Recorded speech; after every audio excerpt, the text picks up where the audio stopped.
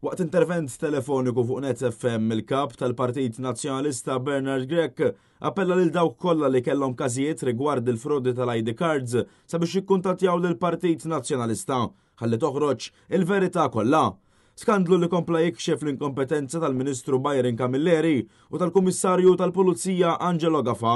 Qegħdin anki nassistu u rridu nassistu din l-inkjesta u għalhekk bħala partit qegħdin nappellaw biex kull min ċieva ittri indirizzati lil nies illi mhux suppost kienu reġistrati fuq residenza tagħhom, ġifieri jekk inti li qed tismani għandek proprjetà jew tgħix fi proprjetà u ġo dik il-proprjetà inti rċevejt ittri indirizzati lil xi ħadd ieħor li mhux suppost qiegħed indirizzat hemmhekk, importanti illi ma tħallix din l-allegati jew probabbli frodi tibqa' isseħħ. Bernard Grech appella wkoll l-Aġenzija Identità sabiex tippubblika r-rapport tal-inkjesta interna li qed jgħidu li jagħmlu dwar dan l-iskandlu. Bilan il-poplu Malti wawċi mill-ġdid jerġa' jibda jafda l-entitajiet ta' pajjiżna.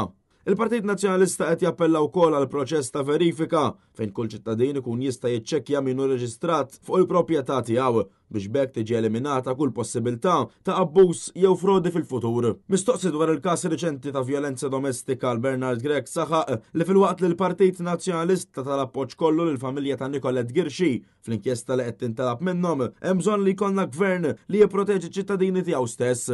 Dakinhar meta nqatlet Bernice kellhom jieħdu miżuri biex dak li ġara l-Bernice ma jerġax iseħħ ħadd ieħor kif sar qabel ukoll lil nisa oħrajn. Imma jidher ċar li dan huwa gvern illi mhux qiegħed ipoġġi priorità s-sigurtà tiegħek. Il-kap tal-Partit Nazzjonalista semma wkoll kif dan is-settur trid issir aktar ħidma ta' appoġġ fil-waqt li hemm bżonn li tissaħħaħ is-sistema, l-istess sistema li fallit bosta nisa matul dawn is-snin. Apparti minn hekk hemm bżonn nies kompetenti jmexxu dawn l-aġenziji għaliex fi kliem Bernard Grech għandu jkun hemm professjonisti li jiżguraw li l-affarijiet isiru sew. Fuq Net FM Bernard Grech ħeġġeġ ukoll l-istituzzjonijiet sabiex jagħtu priorità assoluta lill-interess tal-poplu u sabiex jagħmlu dak kollu li hu meħtieġ ħalli jerġa' jirrenja sens ta' ġustizzja u protezzjoni f'pajjiżna. Li l-awtoritajiet mhux biss il-pulizija imma saħansitra kull fejn mara tista' tfittex l-għajnuna meta tfittex l-appoġġ li dak ikun veru appoġġ.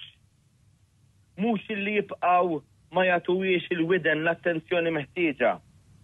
Imma anke l-pulizija li jiżdiedu r-riżorsi, li jiżdiedu anke n-nies li jaħdmu, li jkunu trejnjati dejjem u regolarment.